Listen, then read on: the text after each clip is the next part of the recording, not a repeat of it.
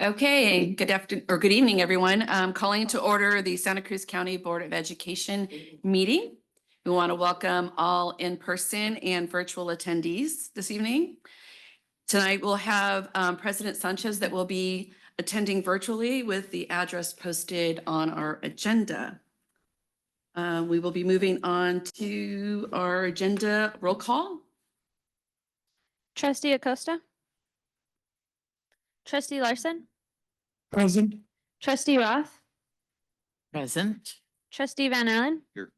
Vice President Williams. Here. President Sanchez. Here. Ready, thank you for that. Moving on to the Pledge of Allegiance, if Superintendent Sabal will lead us in the pledge. If you're able, please stand. Ready, begin. I pledge allegiance to the flag of the United States of America and to the republic for which it stands, one nation, under God, indivisible, with liberty and justice for all. Thank you. We'll now move on to the approval of our agenda. Move. Moved. And second. Roll call.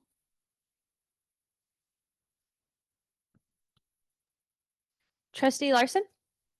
Yes. Trustee Roth. Yes. Trustee Van Allen. Vice President Williams. Yes. President Sanchez. Yes.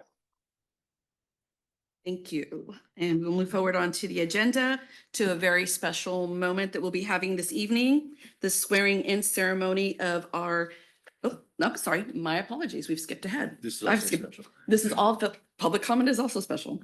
Public. We're just gonna skip right over that. Public comment, this is an opportunity for the public to address the board regarding items on the agenda.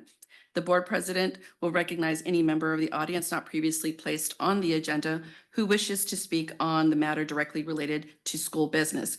Each speaker on any specific topic may speak up to 3 minutes unless otherwise limited or extended by the president.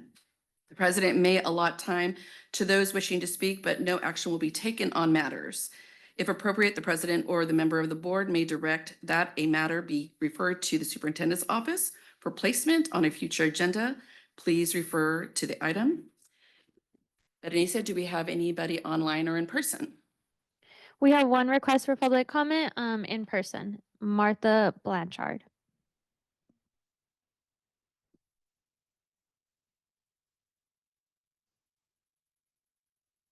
Thank you. Good afternoon, members of the board. I appreciate public comment. It is special. My name is Marta Beliach. Last month, I appeared before you to report governance defects at the PVUSD regarding Brown Act violations. I informed you that I had begun submitting demand letters requesting cure and correction of those violations.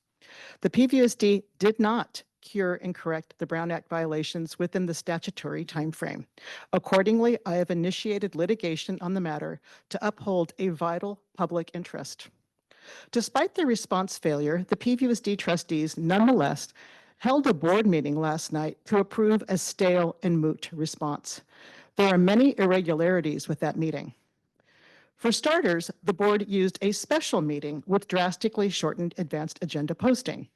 In addition, the board eliminated recording or webcasting of the meeting.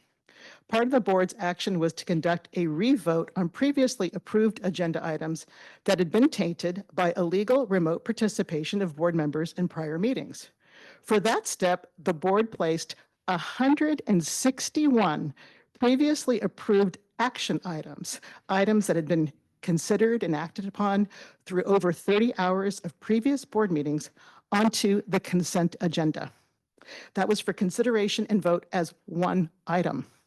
Not only that, but the board then used an agenda that channeled all public comment into one agenda item, so the public was barred from speaking on each action item separately. When the meeting began, the board then contradicted the written agenda item by announcing that all public comments on active agenda items would then be confined to the single comment agenda item, but the public could comment separately on the consent agenda item. Subsequently, the board then announced the public was allowed to speak on the other action items individually.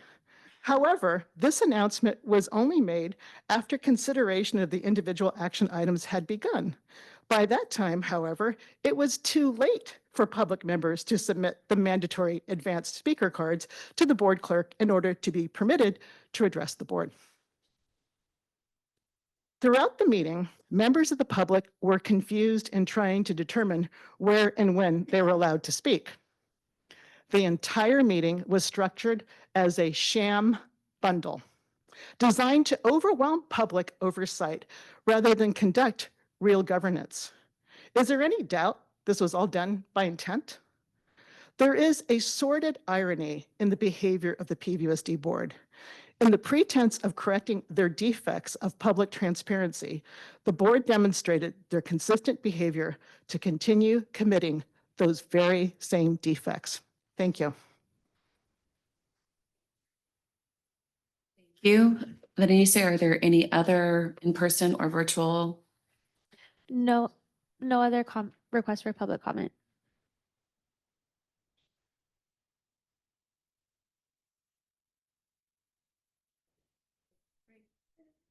Moving on to agenda number 5, swearing in ceremony, the next very important event. So I will hand this over to Dr. Sabah. I'm going to see if this microphone works as I step over here. I'm going to step over here and ask that Vicente Guillén Martinez and Ash Imor please join me over here, please. And if you wouldn't mind standing right here.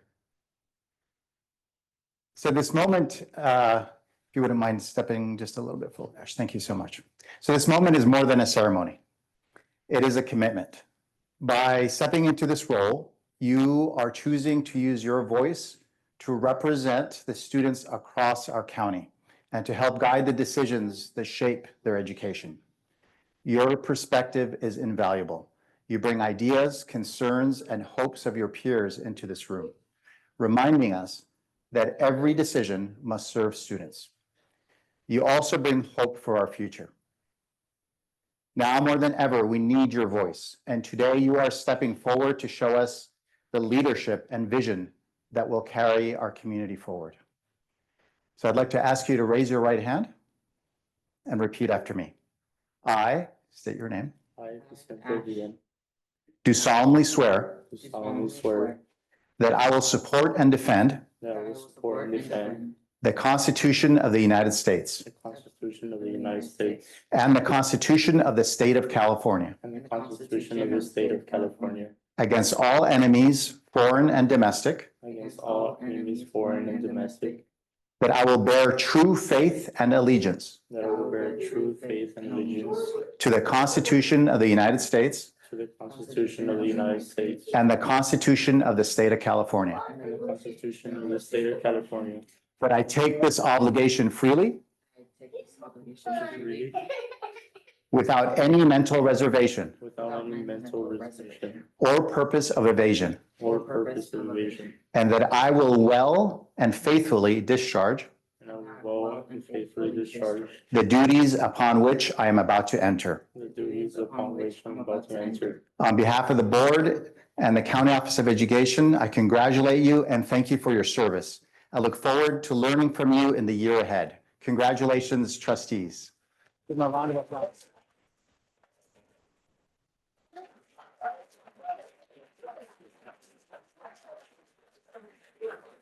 I would like to welcome our students onto the dais. Please join us on the dais. Thanks to everyone who came to support these students as they take on this important role.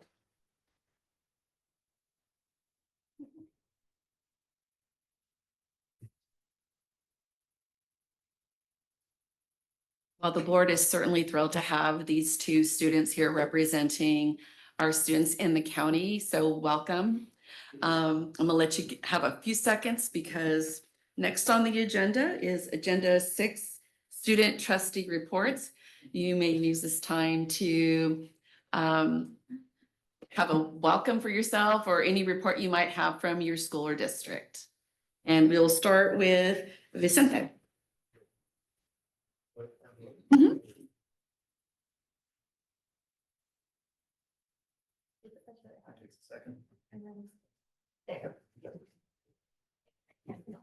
Members of the board, Superintendent Sabal, thank you for having me.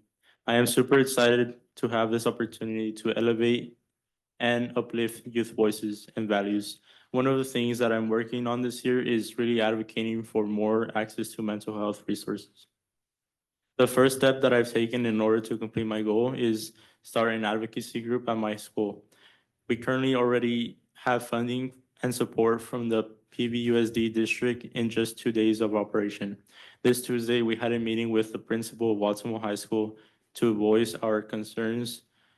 Through that conversation, we are able to schedule a follow-up meeting with some of the department directors of the district. In terms of community relations, my work with Empower Baltimore and PVPSA have been really important to me. Through that involvement, I had the opportunity to meet Superintendent Sabal and other student trustees, nonprofit leaders, and the mayor of Baltimore. I plan on using these connections to gather more insight into the needs of students in our community. Experiences like this show me how powerful it can be when students and adults leaders come together. My hope is to build more connections between adult decision makers and the student across the county. Finally, when it comes to student achievement, I truly believe that the key to student success is good mental health and well-being. Students can only reach their full potential when they feel supported, cared for, and safe. I want every student in our community to know that resources are there for them when they need them. Thank you again for this opportunity, and I look forward to working with you and contributing to the work of this board. And now I want to give some special thanks. I want to thanks my mom for always supporting me in everything I do. I want to thank Maria Isabel Blanc for teaching me how to speak English. So I came very young to the United States and she taught me how to speak English. And so without her, I wouldn't be here speaking English. So that's very special to me. I want to thank everyone that's on Zoom. I know a few people from Empower Baltimore and PVPSA that are looking and watching this meeting, and they really helped me develop myself in advocating for youth and advocating for struggles that youth face in our communities. And so I want to thank them for that. Thank you.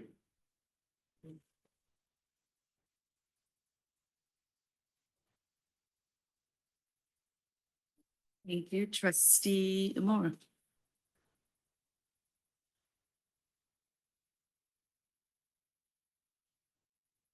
I am honored to become this year's student trustee on the Santa Cruz County Board of Education. During this term, I will focus on putting students first, ensuring the academic, physical, and socio-emotional needs of the students are met. I plan to have a hands-on approach, meeting in person at schools with students, as well as creating an online website that will charter communication and ensure that their voices are included in the decision-making process. I believe in the importance of equity and inclusion. I've had my own difficulties receiving an education that works for me. And through this position, I want to ensure that everyone has access to an educational experience that allows them to thrive and grow. Everyone deserves to be who they are and to be respected and seen, and deserves to have a seat at the table. Vicente and I look forward to working together to protect the diversity in literature and accuracy and inclusion in history. There's currently increasing stigma around the LGBTQIA+ community right now, and I believe that this is the perfect time to push back and celebrate and include these perspectives in our school's community, as well as supporting those with mental health issues and making sure that they have the resources that need it. In closing, I'd like to thank all of you for giving me this opportunity. I'd also like to thank Mr. Ortiz and Superintendent Sabah for mentoring me in this position and helping me reach my full potential so that I can serve my community. I look forward to working with you all throughout the year.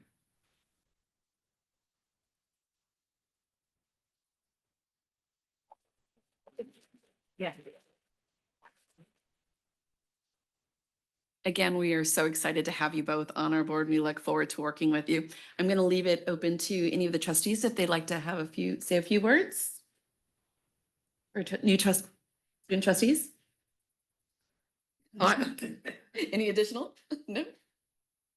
Just welcome, and I'm so glad you're here, both of you. Thank you.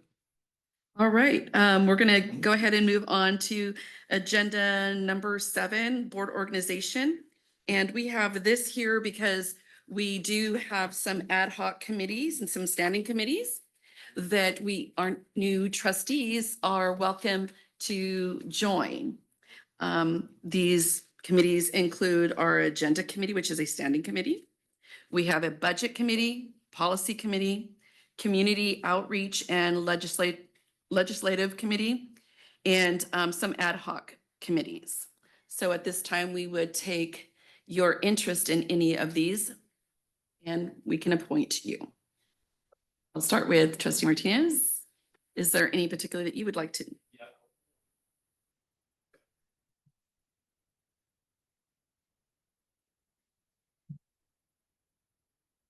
Oh, yeah, I wanted to do the budget committee. It was the budget committee, the community Legislative? community outreach and legislative, and the policy committee.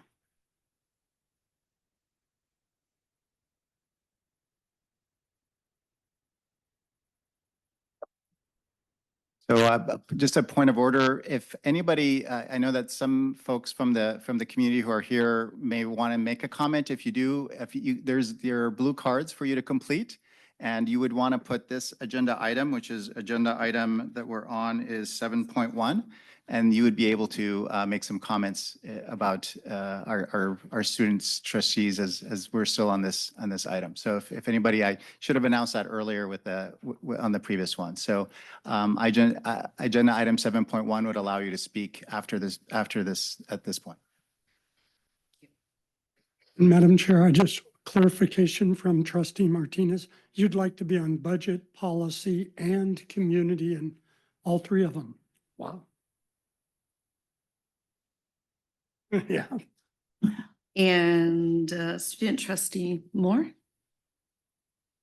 I would like to join the policy committee and the community outreach and legislative committee. Thank you. All right. So do we have those down? All right. Excellent. I'm sorry. What was the third one? Can you repeat the third one? Trustee Amora is for the policy committee and the community outreach and legislative committee. Perfect. Thank you. Okay. Welcome to Just this. a point of clarification.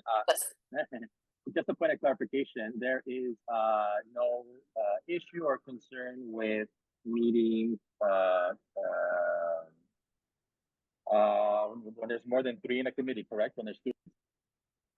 Yeah. That is correct. The students are able to join any of the committees, and it doesn't affect the requirement of not having more than 3 adult members on the committees. Got it. So there's no issues in having 4 then on those committees.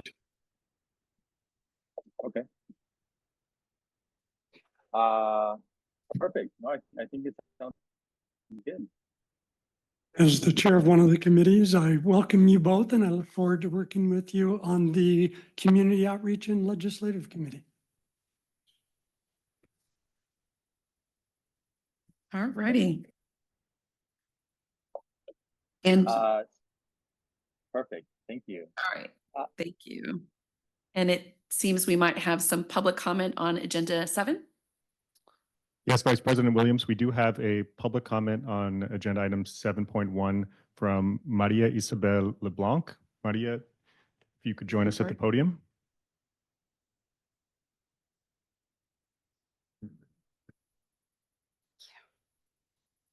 Hello, good evening, everyone. My name is Maria Isabel LeBlanc, and I was Vicente's English as a second language teacher at Elkhorn Elementary. And tonight it is my honor to be here to be able to share a few thoughts that I wrote down about Marvelous Vicente. I have had the privilege of knowing Vicente since he was a kindergartner, when he first came into my classroom without speaking any English. From the very beginning, his perseverance and determination stood out. While most children spent their mornings on the playground, Vicente chose to come to my classroom instead, eager to sit down and read a book before starting his regular school day. That quiet dedication spoke volumes about his character, even at such a young age. Over the years, I came to know Vicente not only as a hardworking and motivated student, but also as a young man of great integrity. I will never forget the day he turned in a $100 bill he had found on the street without hesitation. That moment revealed what I had already come to see in him, an honesty and strength of character that are truly rare. It has been one of my joys of my teaching career to watch Vicente grow, to keep in touch with him over the years, and to witness how he has carried that same determination and kindness into everything he does. Whoever has the opportunity to meet Vicente will be fortunate. He has a way of touching people's lives in a positive and lasting way. He is not only dedicated and compassionate, but also a natural leader, someone who inspires others by the way he lives his life. Thank you.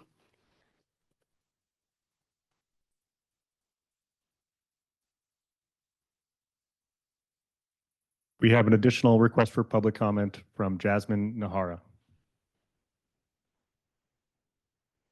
Good evening. I came especially, I'm the CEO of PVPSA, and I've had the pleasure of watching Vicente and his mom and family attend many of our programs and activities, and Vicente has been such an amazing leader for our Empower Watsonville group. I couldn't be more proud, and I can't help but feel the pride that's in the room with all of the family and loved ones for both of you. And thank you to the COE for uplifting and supporting youth to really allow them to have a voice in making change in our community. And I just couldn't be prouder, and I can't wait to see all the places you will both go. Thank you for your commitment.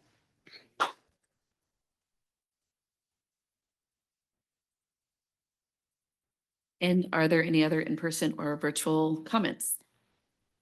Agenda. No additional comments at this time. We do have the trustees, the student trustees that were appointed to committees, ad hoc committees, but I also wanted to leave it open to our rest of our trustees to see if there were any other additions to our committees, because we do have the Superintendent Compensation Review Committee and the Student Trustee Engagement Committee, which is a new ad hoc committee.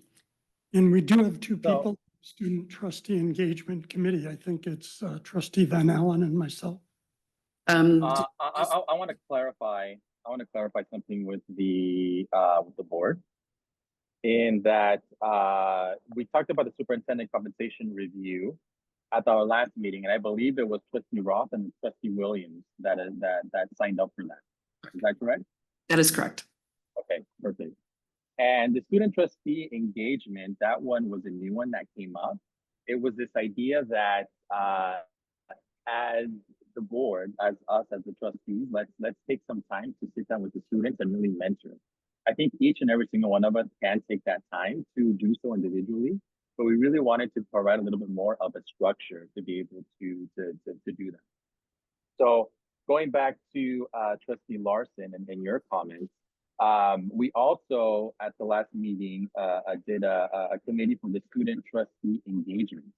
That was an ad hoc committee, and that was specifically to deal with the interview process of choosing not only our student trustee, but then also on the board vacancy. So because that one will be complete after today's meeting, once we do assign and elect and appoint, a person to fill this vacancy, that position itself would dissolve. So there wouldn't be a need for that anymore. And Trustee Larson and Trustee Van Allen, you guys wouldn't be a part of that committee anymore. Does that make sense? Does that clarify?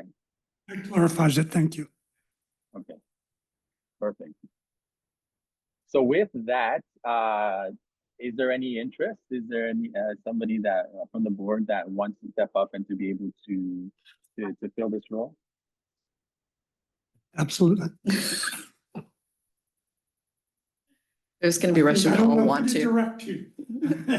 I think you can just speak up and then, I'd but love to roll over into that role, Mr. President and Madam Vice President. and we can have 3. President Sanchez, did you want that 3rd seat? So just to clarify, it was Larson and Van Allen, right? That showed interest. Yes, that's correct. Okay, perfect. Yes, I would enjoy that seat. And I think it's, yes. Well, Thank you. I might offer, Trustee Williams, if you'd like to be on that committee, I'll step back for you. No, that's quite all right. Okay. Yes, it's a wonderful honor. I think we all would love to work with them and we all will at some I saw point, you I'm raising sure. your hand as well. That's why I It's thought all I'd step good. back. All right, so we have Trustee Van Allen, Trustee Larson, and Trustee Sanchez. All right, wonderful. At this point, we're going to go ahead and move towards agenda item 8, our consent agenda. Is there a Move. motion? Yes, I'll move the consent agenda. Second, And a roll call. Student trustee Guillen Martinez. Student trustee Amor. Here. I'm sorry, to clarify, so this is a vote in support of approval of consent agenda? So you want to say aye or yes? Do you want me to- Fiddle with your mic, get your mic on. Do you want me to go back? Sure. Aye. Yeah, sorry. Student trustee Guillen Martinez. Aye. Student trustee Amor. Trustee Acosta. Aye. Trustee Larson. aye. Trustee Roth. Yes. Trustee Van Allen. Vice President Williams. President Sanchez. Yes.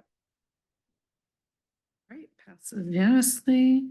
Madam Vice President, Yes. just wanted to highlight the $6,000 contribution that came into the COE for STEAM and the Science Expo. That's just great to have that community support. Thank you for that. Correspondence, we had one that was submitted with our agenda packet. Bernice, are there any additional that came after? No additional correspondences, Vice President Williams. Thank you. Okay, we are going to move into agenda item 10. And at this moment, and that will be our board vacancy. We'll now move into the agenda 10, board vacancy. The section will be conducted in an open session. And so please note that the copies of the applications and interview questions, the worksheet to take notes are available in the folders for our trustees. And I'm going to ask Dr. Sabah to please review the process for the county board to fill this vacancy through the appointment.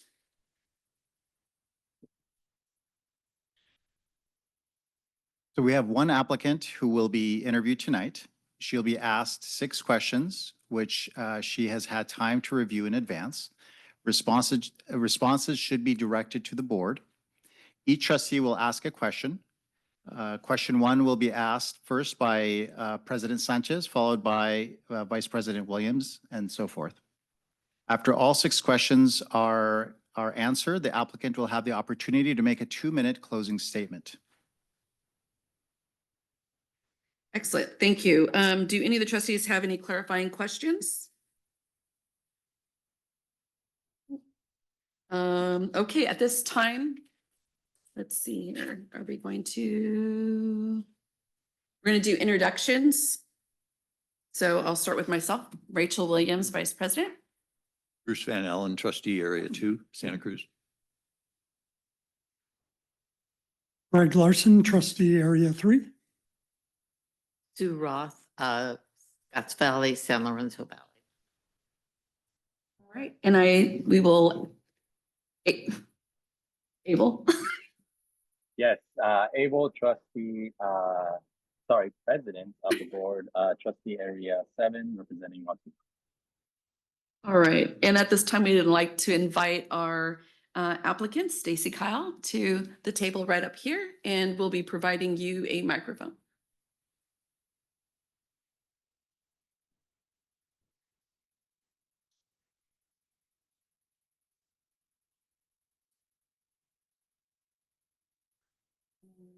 See here. And we'll do the introduction. Her introduction. All right, we're gonna be starting with the questions. And President Sanchez, you've got the first one. Can you skip me, please? I'm having issues with the question. Sorry, I apologize about that. Did you hear that? And he was having trouble. Yes, I'm having issues with addressing the questions. I'm asked to be skipped or at least be held till the end. Sure. All right. While I figure it out. All right. So the first question is, what do you see as the basic purpose of public schools? What is the role of the county board in the fulfillment of that purpose? Thank you for the opportunity to be here. I think the basic purpose of public schools is to provide a free and appropriate education in a safe space for every student. The role of the county board in pursuing that mission is providing educational opportunities and options for students who don't want a traditional school setting, listening to appeals from families about transfer decisions, and advocating for educational equity across the county's 10 districts. Thank you. Second question is, what would you like to accomplish as a board member? Which of these accomplishments is priority? I come here tonight without a specific agenda in mind.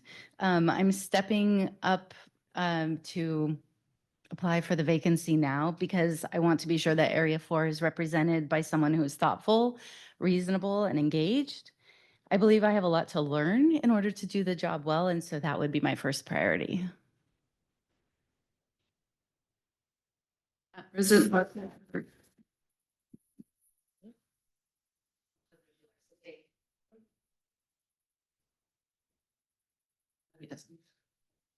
Go ahead.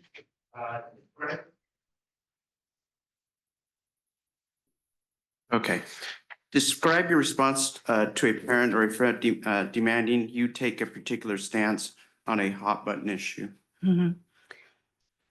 Honestly, I don't think anyone who knows me would try to demand anything from me. However, if approached by someone who feels very strongly about an issue before the board, I would listen to their concerns and then seek out the information that I need in order to make my own decision on the matter.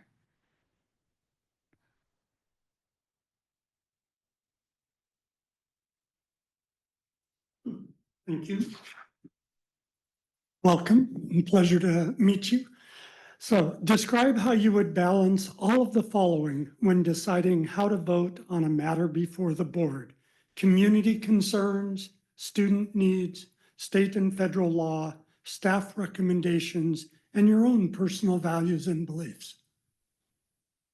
Of primary importance to me would be ensuring that the board is aligned to state and federal law, followed next by student needs. Having worked as a staff for a school district, I greatly value staff recommendations as they know their job better than I do. And then I would consider community concerns followed by my own personal values.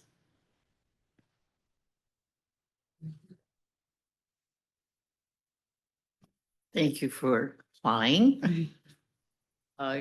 Question.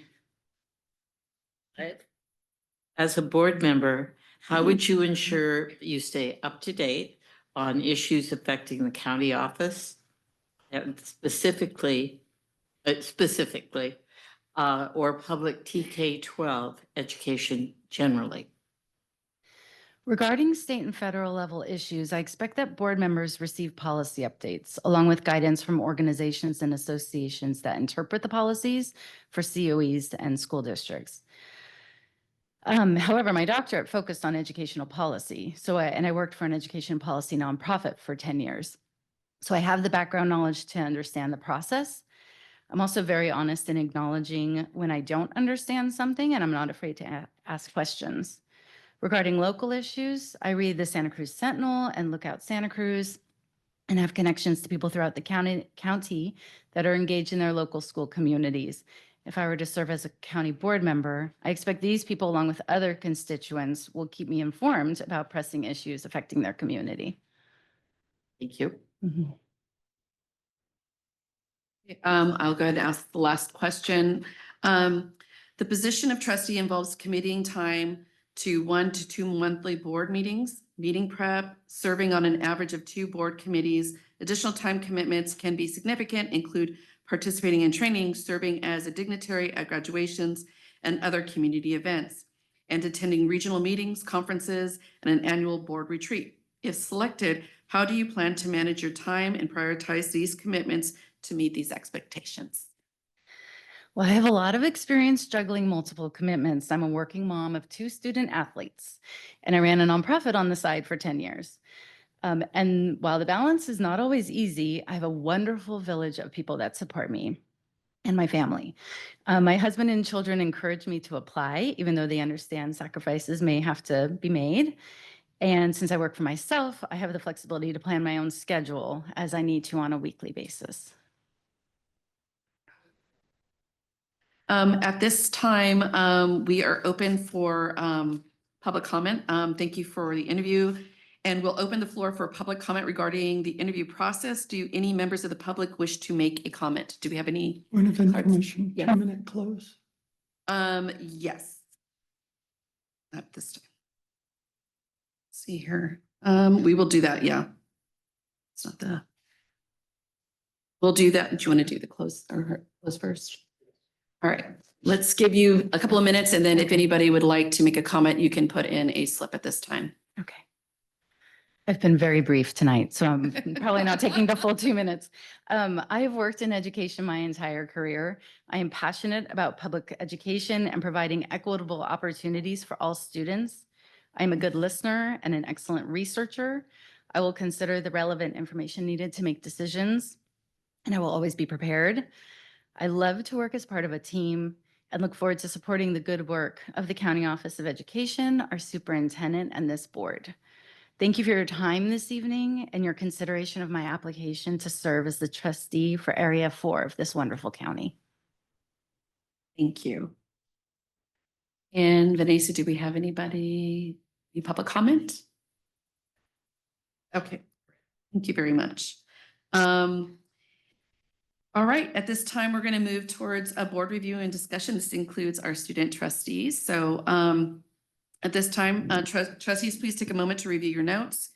Do you have any comments you'd like to share? But as a point of order, we're not going to be doing any direct follow-up questions to our candidate here and or clarifying questions. Yes, please. Well, thank you. And I just want to say I appreciated your directness and hit exactly on what the questions are covering. And you were brief, and that's a strong argument for you. And obviously your experience and background very well qualified. Interest in being here. Thank you.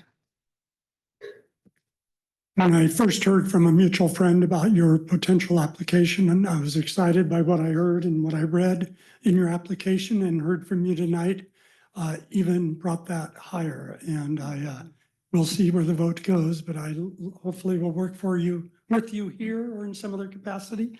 In particular, I appreciated your comments in your application and tonight about a focus on equity. That is a key role that I think all of us play and feel on this board, and our superintendent certainly embodies that work out in the community on behalf of the entire office. And having that be one of your priorities is very good. Thank you. I would like to say thank you for applying, especially with your background, that you have been involved in education since 4, so 5, up through now is incredibly helpful. Mm. That you have participated with Live Oak School District in the capacities that you have, but I think will serve you well coming on to this board if you are chosen. Anyway, I'm just grateful, very grateful that you. Thank you. Trustee Acosta or Trustee Sanchez, any final comments?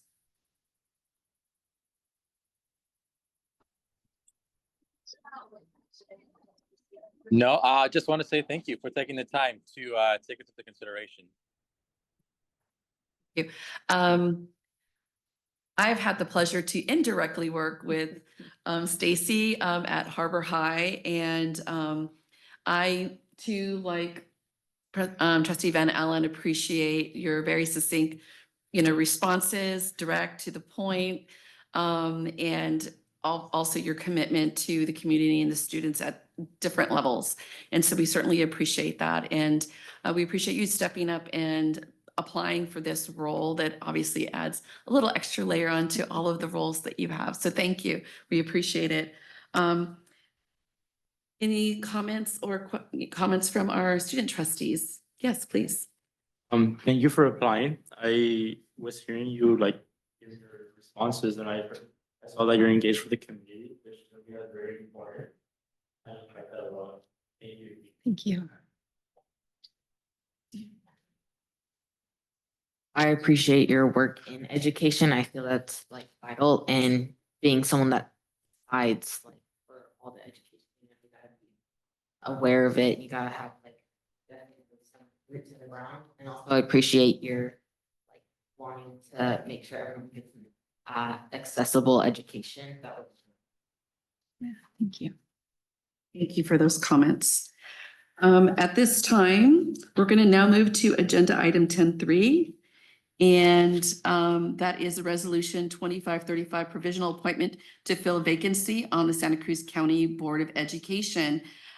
This would authorize to make a provisional appointment to fill an existing vacancy through the next regular scheduled governing board election, which is in November of 2026. So at this time, we will entertain a motion for a provisional appointment to fill this vacancy. If there is someone on the. I would like.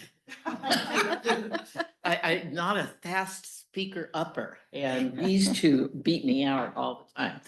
So, I would be honored to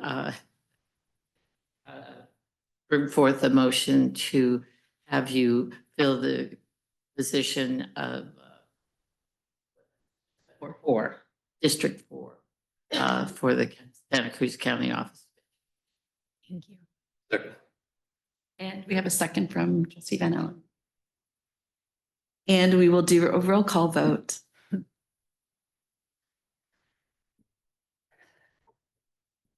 Student trustee Guillen Martinez. Student trustee Amor. Yes.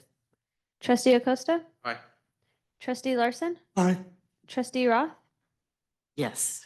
Trustee Van Allen. Aye. Vice President Williams. Yes. President Sanchez. Yes. That is unanimous. Thanks for your. So. At this time, we'll be moving to 10-4 swearing in ceremony. So Dr. Sabata.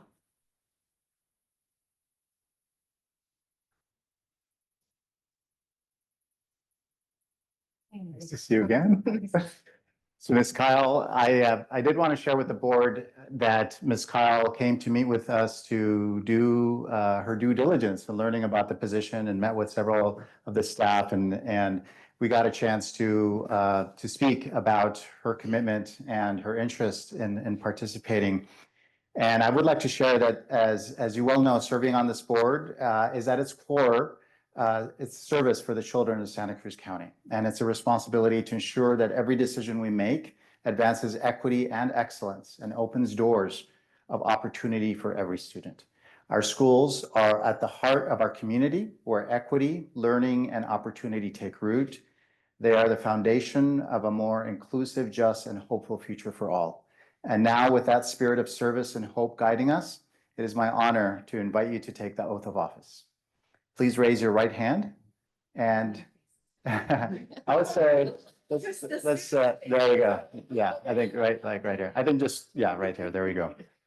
Perfect. I state your name.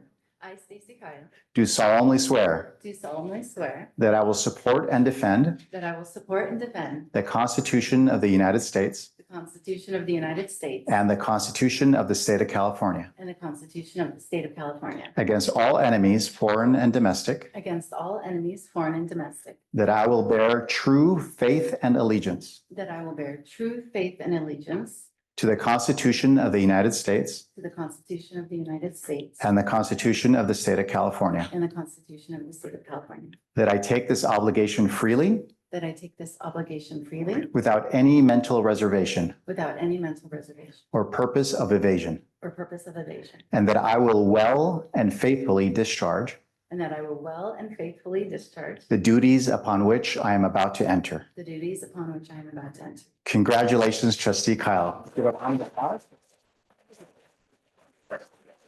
We welcome you and have a seat ready for you. Of course. And with your permission, we're hoping that we would have an additional swearing-in ceremony, a ceremonial one for Trustee Kyle at the next board meeting, and so that you'd be able to invite her family and friends to that. So welcome. Yes, thank you. Welcome.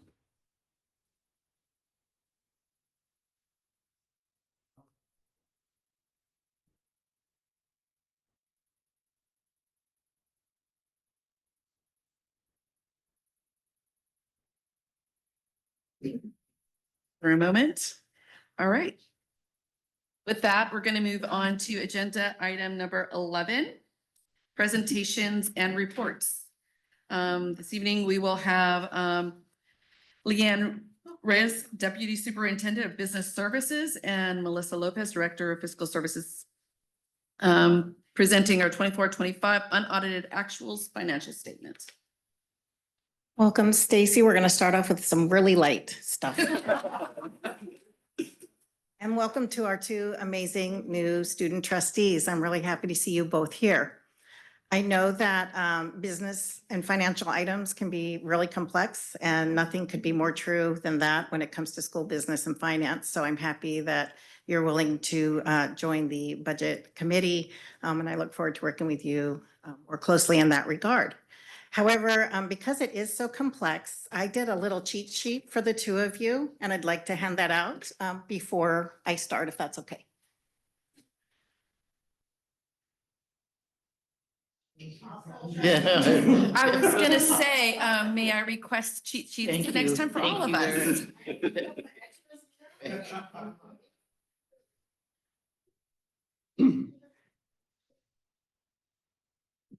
I think something that you just said is really important to keep in mind, which is that education budgets are extremely complicated. And if you can get some grasp of the budget here with all the local and state and federal money and private money and so on, and all the different restrictions and requirements, then you will have a good background in budgets because these are among the most complex. And I've done business and nonprofit and government budgets, and our leader over there is the master at it and makes it comprehensible.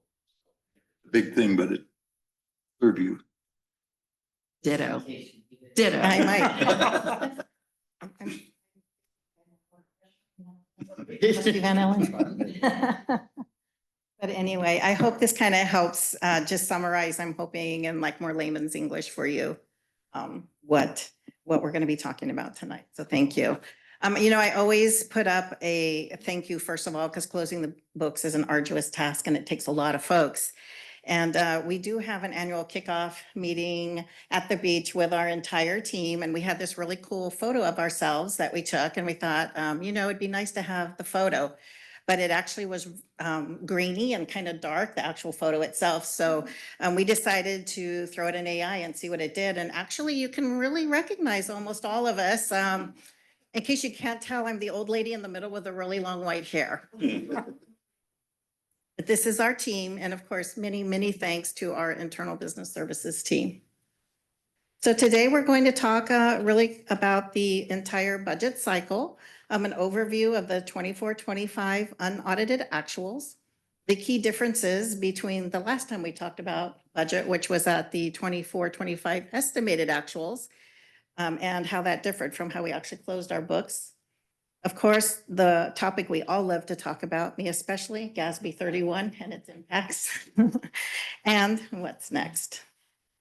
So I brought in a new graphic tonight since I wanted to kind of keep it a little more simple. And where we are on this little budget cycle wheel is in the dark green. We're at September. And this is the next to the last stop for the 24-25 budget cycle. The next section over on our wheel is that light green, and that's when the annual audit will occur. And that happens and will be delivered to us in December. And that will then complete fiscal 24-25. And it's always interesting this time of year because we are always talking about budget and we're in different budget cycles in different years. And so we're about ready to wrap up 24-25 finally, but we're still hunkering down the road too at the same time with 25-26 stuff.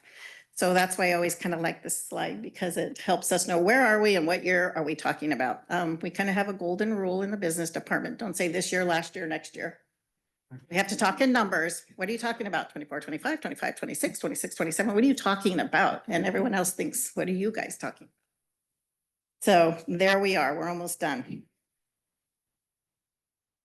Slide. Thank you. So what we have here is a very high-level summary.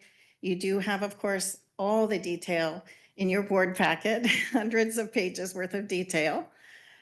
But looking at this very high level, our beginning balance for our unrestricted budgets in that column A actually is referring to our SACS 01 spreadsheet that's in your board packet. We started off in our unaudited with a balance of $27 million.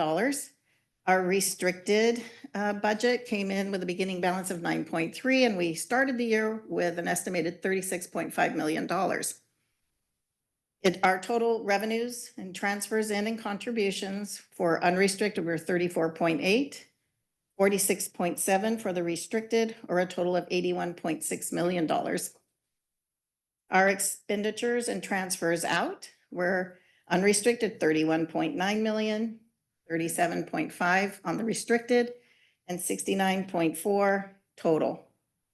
Overall, for our unrestricted budget, we recorded an increase to our ending fund balance of approximately $2.8 million, an increase to our restricted budget of 9.2, or a total overall increase of 12.1 million, leaving us with ending fund balances. Boy, I almost said estimated.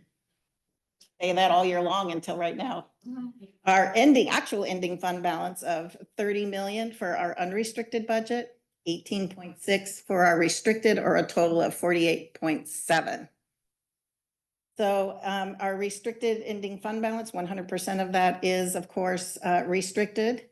You do see some other different numbers in non-spendable. We normally don't see that until year end, and that represents our accounts receivable that may be reserved, or in this case, the 521. We'll come back to that a little bit more later. But that's really has to do with our GASB 31 issues that we have to state. So as a reminder, and for our new trustees, examples of programs that fall into our restricted budget would be routine and restricted maintenance, any final remaining amounts of one-time COVID-related federal and state dollars, which we were really winding down on that, plus a variety of new state programs and local grants. As we mentioned to you throughout the 24-25 fiscal year, we've seen a significant increase in restricted funds, which are also referred to as categorical funds or targeted funds, including our amazing Project Ascend. I wish we could talk all night about Project Ascend. It's such a great program for students and youth, and many student services funds related to our wellness centers. So we do have the federal Panetta grant, our capacity grant, IPP, that are all one-time but multi-year funding sources. And that's also what sometimes makes our books look funky at the end of the year because we haven't earned all the dollars that we've actually received. So we have to reduce our revenue for that. It's called unearned revenue. And then we move it over into the next fiscal year, so then we can continue to spend it over the lifespan of what that grant is.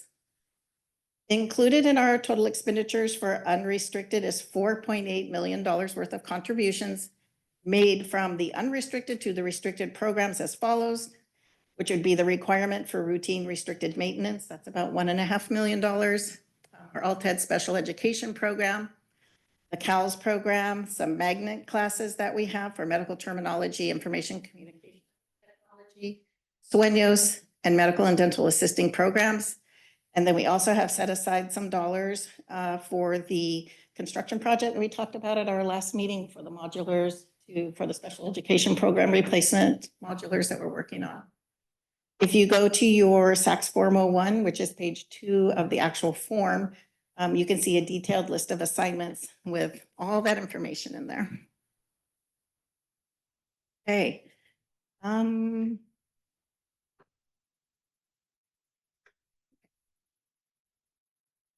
Just a second. Here we go. Next slide. Thank you.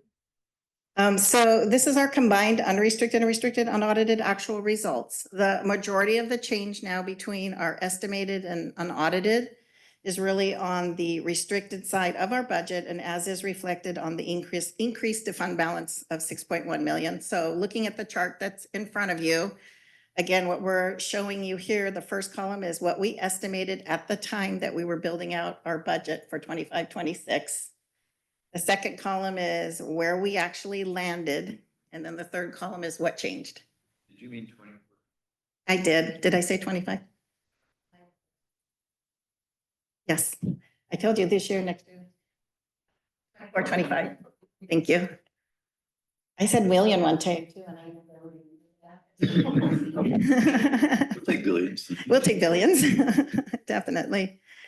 As the board may recall, the COE had established, I want to explain a little bit more about that shift of $6.1 million on the restricted side. So as the board may recall, the COE established a Fund 40 for the purpose of paying for our tenant improvements and potential purchase of the 119 West Beach Street facility. Those TI funds have now been expended in Fund 40. But any residual set aside or remaining fund balance was now moved back to Fund 01 in the restricted budget, which accounts for some of this movement that you wouldn't have seen before. And the reason we did this was to keep our books, I'll say, less complicated or streamlined, because we are in the process, our pending OPSC application for the new construction and hardship funding, which we just talked about, I believe, last month. So in so doing, we're setting aside our dollars now in the restricted side of our budget, because we received some new guidance that once our application for state funding is submitted, OPSC will, excuse me, perform a review of our funds outside of Fund 1 and outside of Fund 17. So that would include Fund 35, Fund 40, some of the other longer funds that we have, to determine if we could be eligible for all possible school facility funding. So our state funding expert from HPD is unclear right now if OPSC would count against us the dollars we set aside for the potential purchase of 119 West Beach Street, even if we had them encumbered and set aside in a lease place, which is everything that we currently have. So in an effort to be very conservative, we decided on this advice as well to move any residual funds back into a very specific restricted Fund 01 account. And that's why you see our restricted budget changing so much. Okay. GASB 31.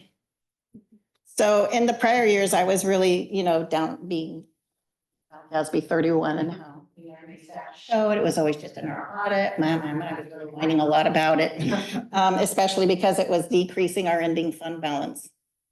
But what's happened this year is, I think, even a little more dangerous for folks who don't really understand what this GASB 31 is about. So as a reminder, Governmental Accounting Standards Board, GASB Statement 31 is the requirement for us to record in our books any unrealized, and I'm going to let that word sit for a minute, unrealized gains or losses to the cash that you have on hand, deposit at the county treasurer's office, which is our bank.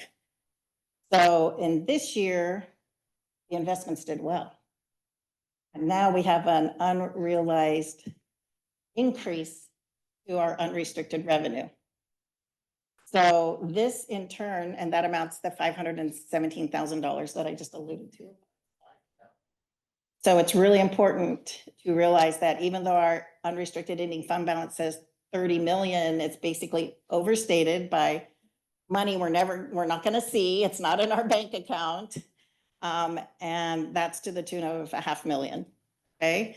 So this is considered a material amount, and we were really kind of fighting against it initially because we always have had that, but only in our audit, not actually muddying up our books, which makes it kind of tricky for districts who are trying to enter into negotiations with their unions who may or may not understand this concept. And everyone in the county is supposed to report this entry as it pertains to them. So that $517,000 is shown on Form 1 in the non-spendable category. And we also had to record that on our Fund 17, which is our reserve fund. The amount was a bit less, only $39,000. So all of our other funds, you're going to see some of those entries when you go through your board packet if you haven't already. Fund 9 is subject to this, 10, 11, 12, 13, 14, Fund 17. And it's all in the non-spendable sections of Fund 1, 35. So it's kind of a bouncing ball of where do you record it and how do you show it? And it kind of, the biggest takeaway from this one is it's not, it's fake. It's there on June 30th. It's gone on July 1st. Best way to remember it. It's there briefly. I make sure they reverse that entry at 12 a.m. July 1st. So everybody's good on that concept. Were you going to say more about unrealized? Unrealized gain. Had an increase this time, decrease. Oh, I thought you said a second. Oh, it may be coming a little bit. I had mentioned it earlier about where we had it as a non-spendable category. Yeah. And I think I mentioned it again a couple of. If I could add something that that I've learned from Ms. Reyes about this is that this is because it could create the illusion that there's funding available, and so it's especially problematic when there's a gain for districts, and something that our business office works very closely with districts not to perceive it as an increase of funding to be expended, and really just funding that is going to be added and then removed. And so it really is important for it to be isolated, and I think that's an important point that needs to be made. So moving on to our next slide, our unrestricted revenue then increased by $900,000, again, primarily because of this GASB 31 fair market value adjustment. And also we had a slight increase in interest earnings of $71,000. Our unrestricted expenses declined by $2.7 million as department budget adjustments were aligned. The final anticipated encumbrances and expenditures that were all included at this point. So our services and supplies across all departments declined in conjunction with one-time also restricted revenues. Oops. On the restricted revenue side of the budget, our restricted revenue decreased by $5 million as a result of the unearned revenue, which I just spoke to you earlier about, how we recognize that which we have spent in the fiscal year. And then because it can span over multiple years, we match our revenue to what our actual expense was for the year. It's a very interesting concept to new people. But we move those residual dollars back into our budget. You'll see those dollars coming back in at first interim. Why don't we budget for that at adopted? Because we haven't closed the books yet, so we really don't know how much we're actually going to have. And now we do. So that money, you'll see those revenues coming back in at first interim. Overall, again, those major unearned revenues were as a result of Project Ascend, which was about $1.4 million, and also about $2.3 million for our behavioral health grants. Our restricted expenses declined by $3.1 million as departmental accruals and final expenditures were recognized. So that also includes services and supplies across all departments. as well as the 1.4 million in multi-year services and agreements, again, related to wellness coaches, wellness centers, that will then be carried forward and recognized in the 25-26 fiscal year. So to recap, the overall change to total fund balance when compared to the 24-25 estimated actuals versus the 24-25 unaudited actuals resulted in a net increase to total fund balance of approximately 6.176,618. Unrestricted change, $1.2 million, restricted, $4.9 million. Moving on, our special reserve for other than capital outlay, which is our Fund 17. The special reserve for other than capital outlay projects, Fund 17, is now ending with $3.6 million. Again, as I mentioned, also subject to the GASB 31 adjustment of $39,000. The special reserve did meet the board requirement of 5% prior to this adjustment year end. So our final thoughts and next steps. We are finalizing work for our auditors. They come and visit us in mid-October. We're always so excited for that. They're a super nice team though, so it is kind of exciting. We're like, friends, how are you? And they always ask us, where's a great place to eat? And the audit will be complete in December. In addition, at the October meeting, Form GAN will be presented. And then we are already hopping into not only preparing for the final phase of our audit, but also preparation of our budget adjustments for first interim for 25-26 fiscal year. And then we will, as always, continue with ongoing monitoring of revenue and expenditures as always. Final closing thought from David Ramsey, which is on the next slide, that says a budget is telling your money where to go. But right now we're in line with the last sentence, which is instead of wondering where it went, now we no longer need to wonder. We absolutely know where it all went and what it was spent on for fiscal 24. Thank you, Board of Trustees.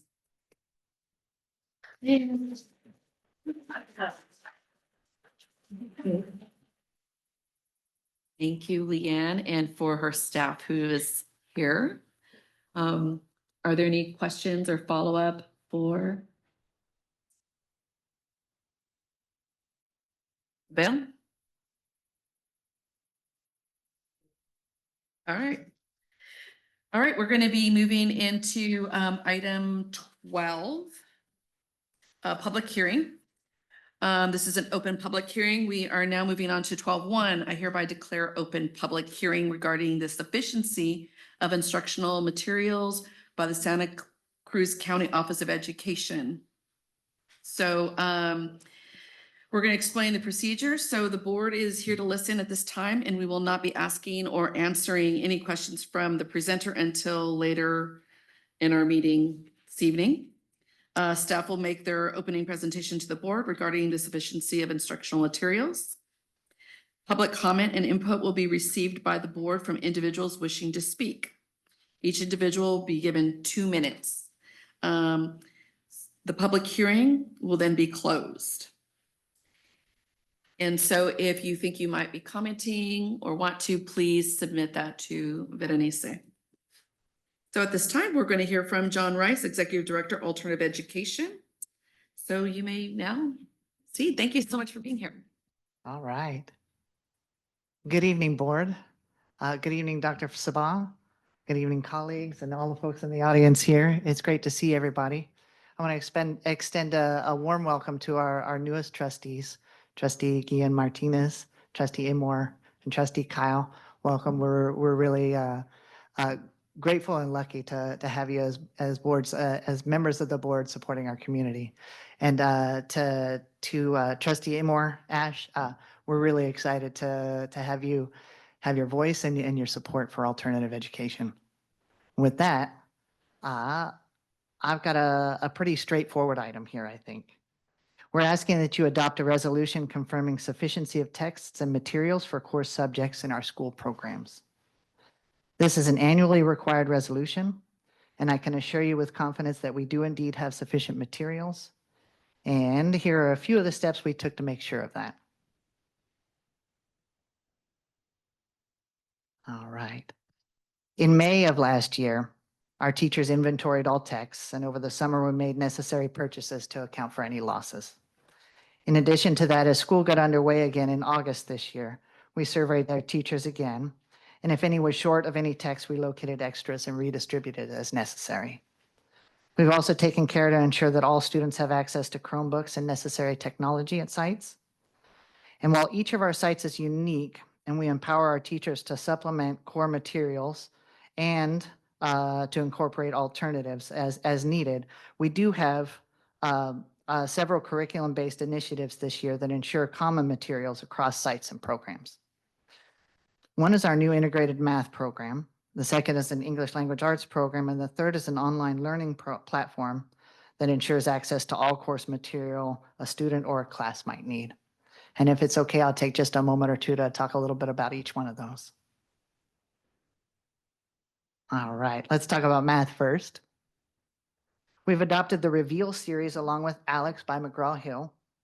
Reveal is a digital and textbook-based integrated approach to math that ensures students across all of our programs are able to access the same common standards-based accessible material in a similar format to what they might find in a comprehensive high school. But one of the things that's really great about this program is that it includes a full digital access to Alex as well. And Alex is an individualized and adaptable assessment and tutorial system that works with each student to ensure sufficient practice and scaffolding are provided to fill any gaps so that all students can reach grade level and beyond. With that, I want to highlight our adopted English language arts program as well. It's called Reading with Relevance. And Reading with Relevance is a Bay Area local evidence and standards-based literature program with social emotional components that guides students and educators through the process of reading culturally relevant, socially rich, fiction and nonfiction literature and texts. The curriculum breaks high-interest, diverse books into a series of thoughtful daily lesson plans that culminate in final writing products. Each lesson in the unit is designed to support educators in exploring the social and emotional themes of the day's reading, inspiring students to read deeply, think critically, talk openly, and write reflectively about topics that matter. Thanks to the work from our own team here in alternative education, Reading with Relevance courses for English language arts credit have been University A to G approved and can count toward university admission. These courses also meet the new ethnic studies requirement. And some of the common texts for this year are shown here at the bottom. We started the year this year with Everything We Never Had, a book whose first page lands the reader right here in Watsonville, California. And we'll finish with Trevor Noah's Born a Crime and March, a memoir by the late civil rights leader, Senator John Lewis. Finally, I want to make sure that I mention our main online learning program, Bright Thinker. Bright Thinker provides a comprehensive selection of middle and high school courses and materials for both classroom and individual use. These courses and materials can be customized and can be used synchronously, like a digital textbook with the whole class, or asynchronously, or individually, like independent study. Different than most online providers, though, Bright Thinker also caters to digitally averse students by offering the same exact course materials in physical texts as well. Most courses in Bright Thinker, including our new ethnic studies course, have also been A through G approved. For all those reasons, I can provide pretty confident assurance that we do indeed have sufficient materials to meet all of our students' needs. And with that, I'd be happy to take any questions you might have and simply request adoption of this resolution. Thank you. At this time, thank you. At this time, we're going to invite members of the public who are present or on virtual that have any questions or comments. Are there any say? Seeing none on Zoom or in person. All right, thank you. We'll now hear from the board. Any comments or questions? One question. I just read in the media over the last week or two that California has adopted, or it's pending governor's signature, a new science of reading framework. How will that roll out and affect our reading materials over the next 5 years? That's a good question. I think we'll rely on, we'll wait to review those materials and rely on the close cooperation we have with our Educational Services Division to make sure that we're truly understanding that and able to incorporate it within our curriculum. And I think the majority of the science of reading is related to phonics development and phonemic awareness, and it's really for introductory kind of early learning times. However, the kind of using a balanced approach that takes into consideration both a literature-based approach as well as for students who are developing their skill set, using those strategies is something that I think we've always done, and I think we will be as Director Rice is sharing, we're going to be looking at those to see if we can strengthen our reading and literacy programs as well as our English language development programs. And we've taken some pretty exciting steps this year to strengthen those programs. So definitely something that we're looking at. Thank you. Are there any other questions or? Well, I just love the book list, and I grew up reading, generally for me, the books that school offered were not the ones that I read.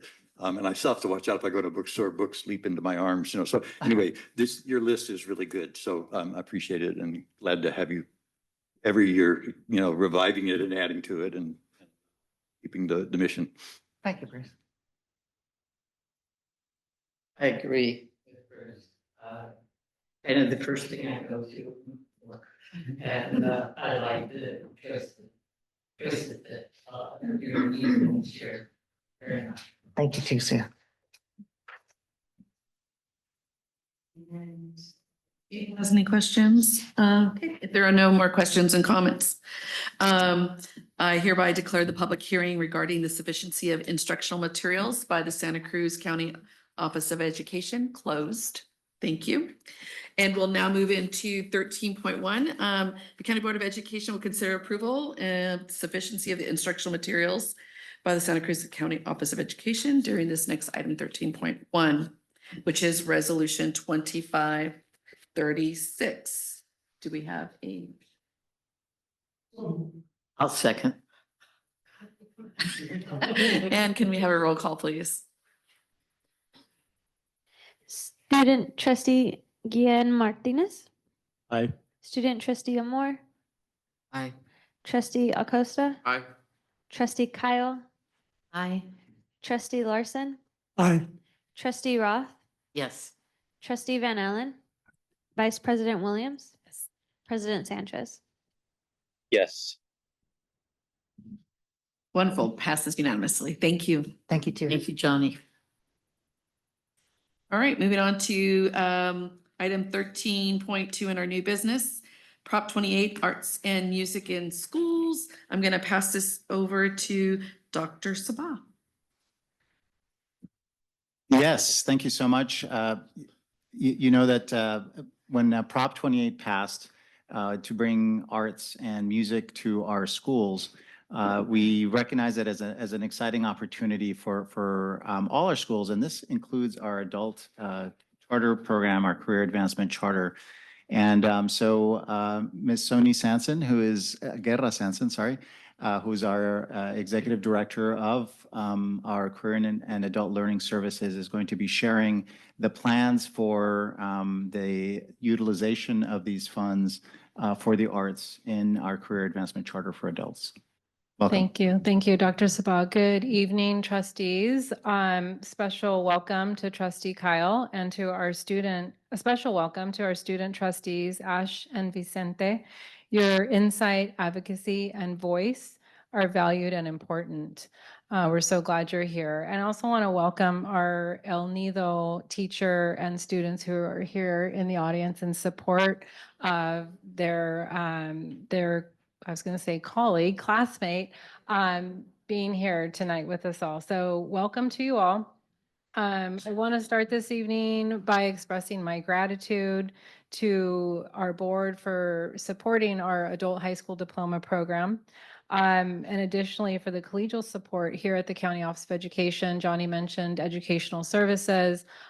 Business is here and helps us with basically everything, and the collegiality that's shared in our student programs as well. Johnny, my colleague, my friend. So always like to start that way. And so Prop 28, as Ferris explained, is I'm here to, you have the report in your packet. I'll go through this quickly. Here on the first slide, we put photos in from our, how we used the money last year was with a digital photography class for our adult students. And for those of you who are new or maybe don't know that much about the Career Advancement Charter School, we are a charter for adult students who are earning their high school diploma or equivalency. We have about 200 students now. We'll probably get up to about 250.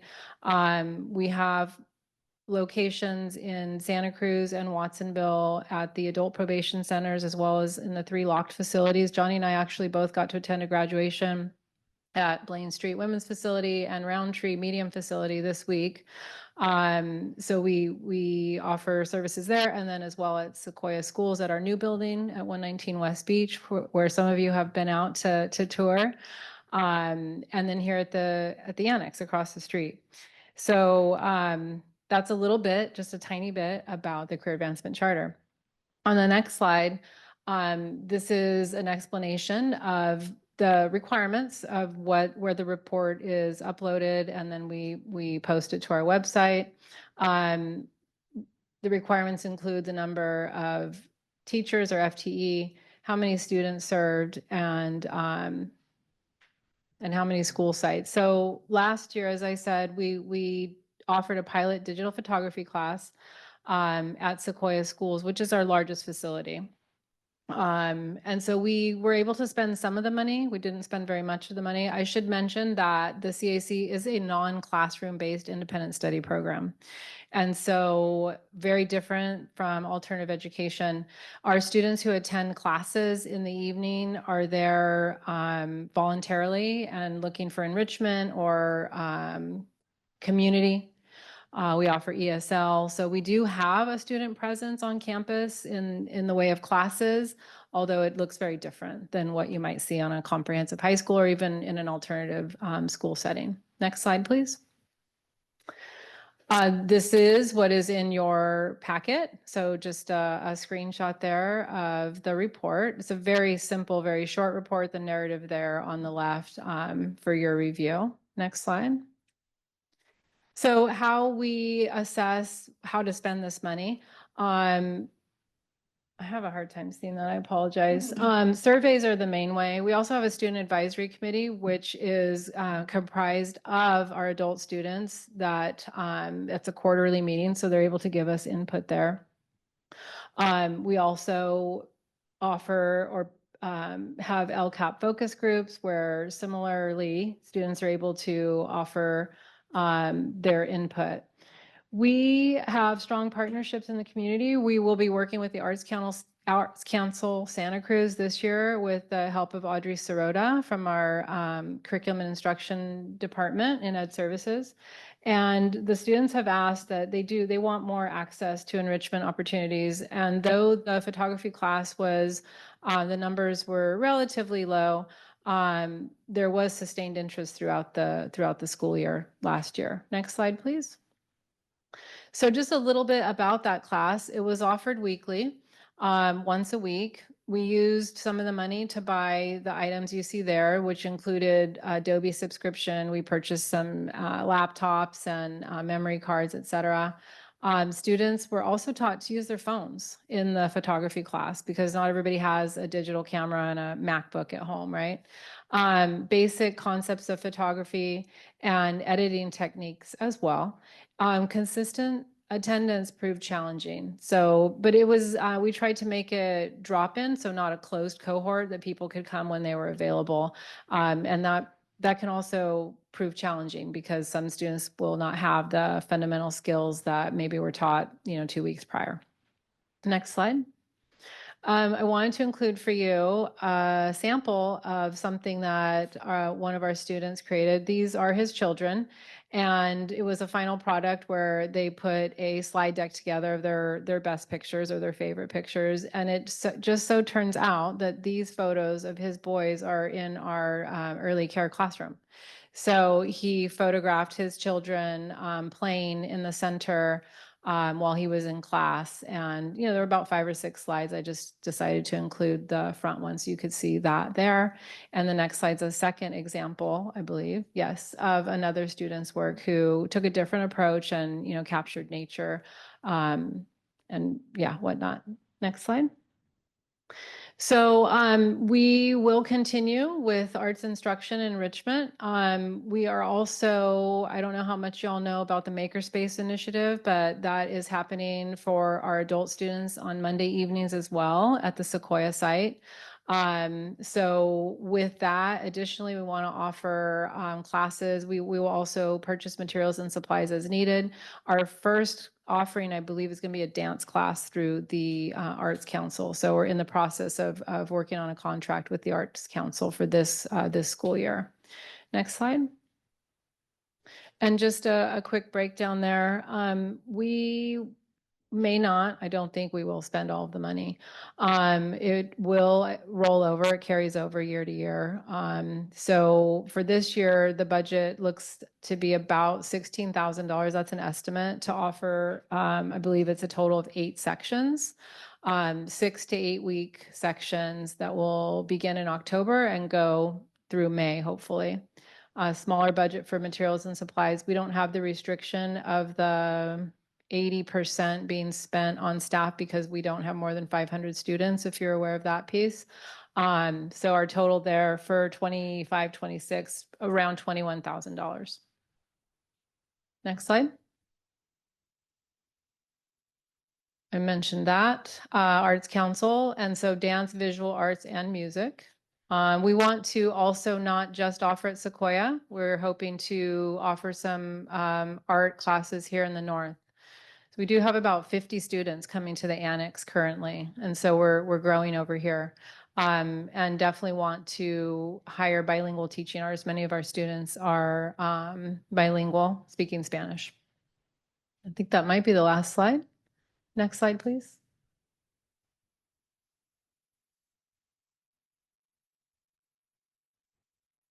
And with that, we request approval of our Prop 28 annual report. I have a follow-up question. Are programs being offered concurrently, like music, and then you're adding dance, and then you'll continue the photography, that sort of thing? So we're not offering photography right now because the person who taught it last year is in a new assignment. So he now is teaching for the CAC, and I want him to focus on that. He's also newly assigned to corrections, and it's very different to teach in a locked facility. So that's where he's focusing his energy. But we have the equipment. And so that is a hope, is to get that class going again, possibly with somebody else. But yes, we'll offer, I don't know the sequence yet. It depends on the artist availability. But we do hope to offer classes simultaneously in the north and the south, if that answers your question. Okay. Is there any other? No question, just when I read the narrative that was in what you sent up to the state, just loved the testimonials you put in there from the students talking about it grew their self-confidence, grew their connection with family, Yeah. and grew their connection with community. That was hard to beat the pictures though, but that text we saw earlier was powerful. Thank you, Trustee Larson. Anyone else? I could, oh, go ahead. Well, I really like the photos of the kids playing. It's just really like impactful to see like parents getting their education, but also having the like help as like getting their childcare. Mm-hmm. Really important for parents or adults don't get their education because they have to take care of their kids, or they have no one to take care of their kids. Yeah, you're absolutely right. We're offering childcare 4 nights a week currently at the Sequoia site, so that they can do just that, go to school and have a safe place for their children. All right, can we have a motion? Resolution 25 dash 37. Nope. Nope, wrong it's one, sorry. approval of Prop 28. Oh, Thir- Prop- 13-2. I'm sorry, it wasn't resolution. Okay, so I move the board approve the Prop 28 Arts and Music in Schools. Second. It- we got a second. Okay, all right, see? Gotta be quick. Gotta be quick. Now I know. Can we get a roll call, please? Student trustee Guillen Martinez, Yes. student trustee Amor, trustee Acosta, Aye. trustee Kyle, Aye. trustee Larson, Aye. trustee Roth, Yes. trustee Van Allen, vice president Williams, Yes. president Sanchez. Yes. Approved unanimously. Thank you all. Congratulations. Thank you. Alrighty, so we will be moving into agenda item 13.3, and I will, for a resolution, I will pass this over to trustee Larson. Actually, we're going to have the superintendent, Oh. Dr. Sabah, present. Okay. Yes, thank you so much. This is an opportunity for the board to honor a person, Larry Lane, who recently passed away, who dedicated his life to education and supporting students. I had the opportunity of working with Mr. Lane when he was the principal at Watsonville High School, and I was the director of the migrant education program. He had a distinguished career of over 30 years in a variety of different roles in education, and his commitment to serving and education was his latest kind of chapter of that experience was with us as a member of our commission. And he has been somebody who really cared for students. He received Teacher of the Year Award, a Distinguished Teacher Award from the California Council of Geographic Education. And when I think about the contribution he has made and the number of lives that he's touched, I just really grateful to Larry Lane and grateful that we got to work with him and as part of the Personnel Commission for the last few years. And so I'm really grateful to the board for considering this resolution on his behalf, and I think his family would appreciate it as well. No comments. We can- Also moved. Roll call, please. Student trustee Guillen Martinez, student trustee Amor, Aye. trustee Acosta, Aye. trustee Kyle, Aye. trustee Larson, Aye. trustee Roth, Aye. trustee Van Allen, Great appreciation. vice president Williams, Yes. president Sanchez. Yes. Lastly, and we will move into item 13.4. Trustee Larson. Thank you very much, Vice President. This starts on page 244 of the agenda packet. It is the annual resolution we bring forward in the month of September, leading into October. The only significant change to the resolution is the addition of the final whereas, which is the one we've added pretty much since February, where we recognize the impacts that federal government changes in policy, staffing, and funding are causing on our communities that we serve and work with. The other change I do want to highlight is that the agenda item listing is correct. I will be asking for a friendly amendment to the resolution itself in that it should be October 12th through 18th in the title. So the agenda is correct, but the resolution we need to change to October 12th to 18th to reflect the actual days.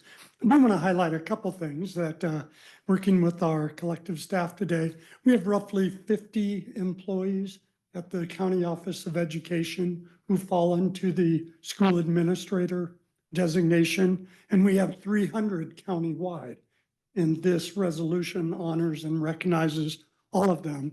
And since we're so blessed here at the COE with our great school administrative staff.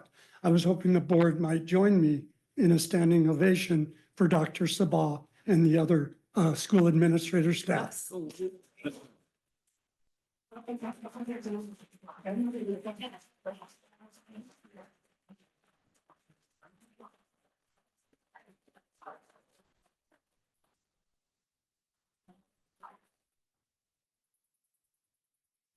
Well, I emphatically move with your friendly amendment. Great.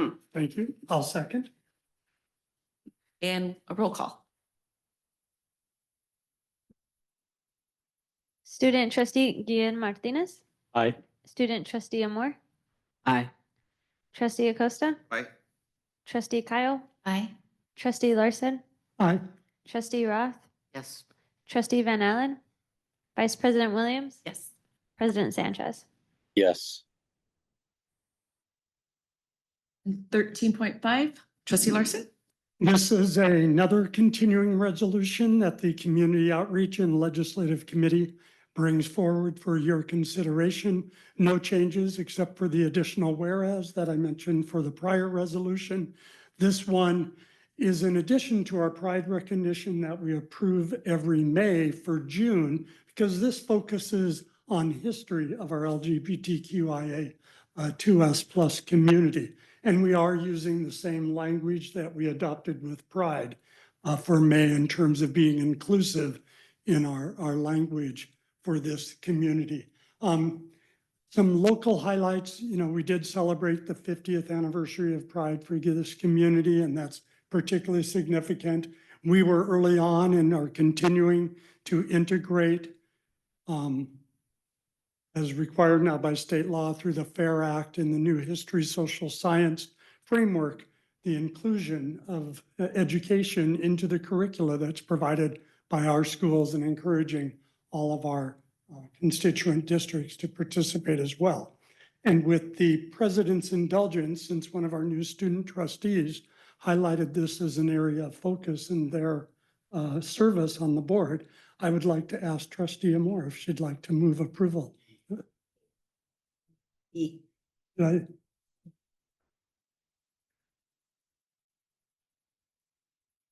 I really appreciate this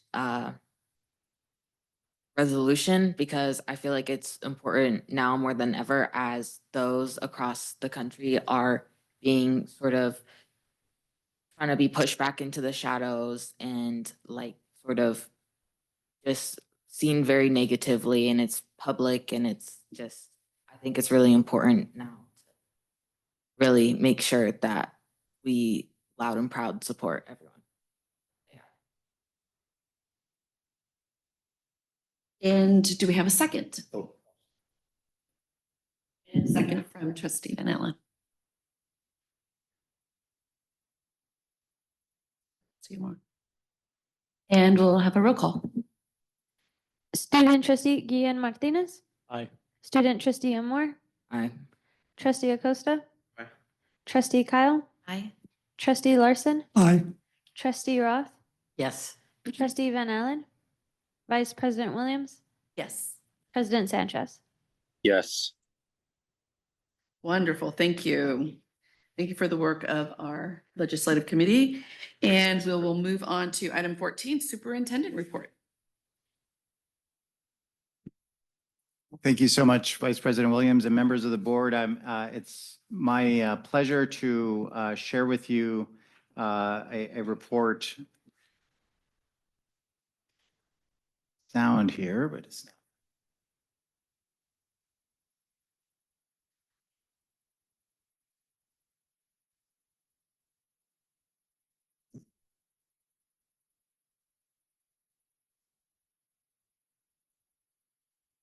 I'm not sure, Nick, if you're able to jump on the Zoom so we could share the video because it's not letting me share my sound. All right, so I wanted to just start by appreciating our two student trustees. I got to meet with both students recently with Andres Ortiz, and I have to say these students are absolutely inspiring. and such a reminder of the importance of the work that we're doing. And so I just wanted to start with that because my appreciation, I feel like I'm going to be learning alongside these amazing students and just grateful for their ideas. One of the ideas that Trustee Moore shared was to create a student-friendly version of the agenda. And so we took that idea and we uploaded the agenda that you reviewed and using AI tools, and we got to review it, and it was explained in student-friendly terms that made it much more comprehensible. And that idea, excuse me, Shimmer is recommending. He's brought an idea of creating a resource, an online resource that would be available to all students that would help them learn about how to access information. And so I just want to, I'm just really excited about the work that is before us, and I'm so excited about them joining our team and bringing their voices to the amazing work that we're going to be doing this year. I wanted to start, as I've unfortunately have done over the last few months, which is with some of the difficult news about some of the impacts on education as a result of federal action or action by the federal administration. The one that I wanted to highlight this month was about the recent cuts to our partner programs, which is related specifically to cuts to the Hispanic serving institutions.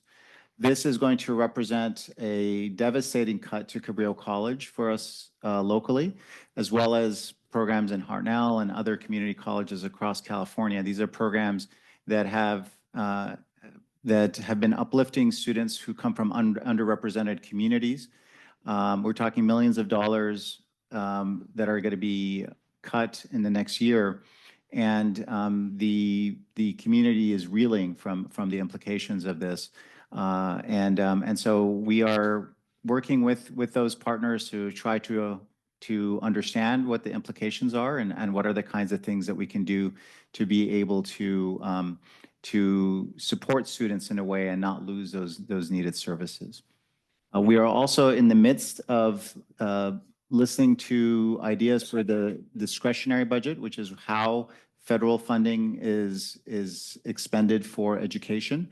And there are lots of discussions about what that is going to look like for us. And so I did want to just bring those items to the surface. I'll continue at every board meeting providing a little bit of information just so that you're aware of any news that are occurring. Now, one of the biggest concerns that we've shared with you, and one that I am so grateful to this county board for its advocacy, has been in support of our immigration community. And you have shared your commitments with to your values and to our values as a community, to our immigrant community, who in many ways are living in fear because of federal action for enforcement against families because of their mixed immigration status.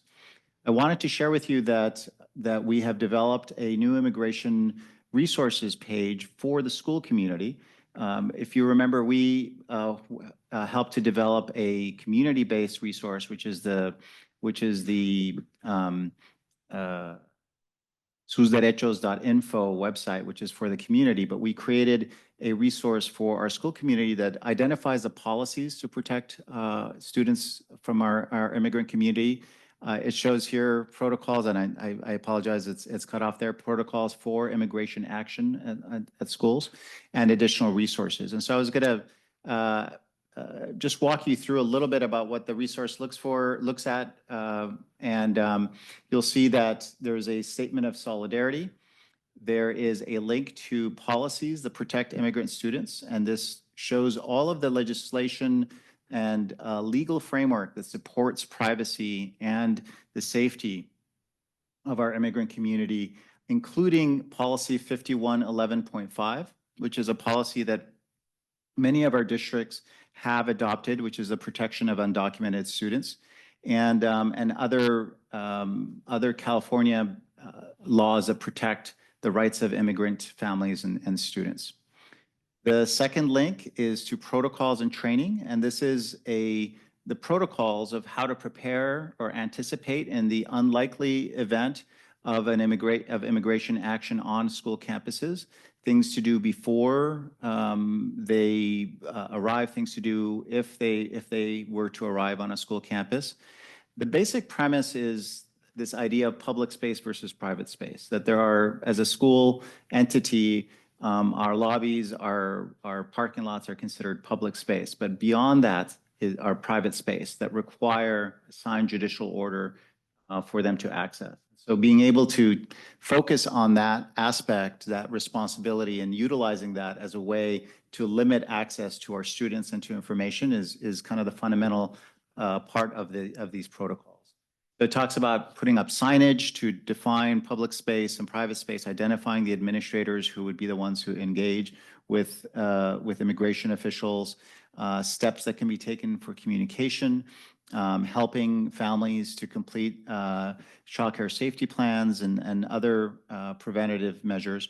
And then there's protocols for immigration action, what to do in the moment if immigration agents attempt to access the campus, and everything from the notification, the response, working with their district office or the county office of education to verify if there is a judicial order, and other actions. And there's also some staff training that is available, and also some documentation of how to verify if a document is a valid judicial order or warrant.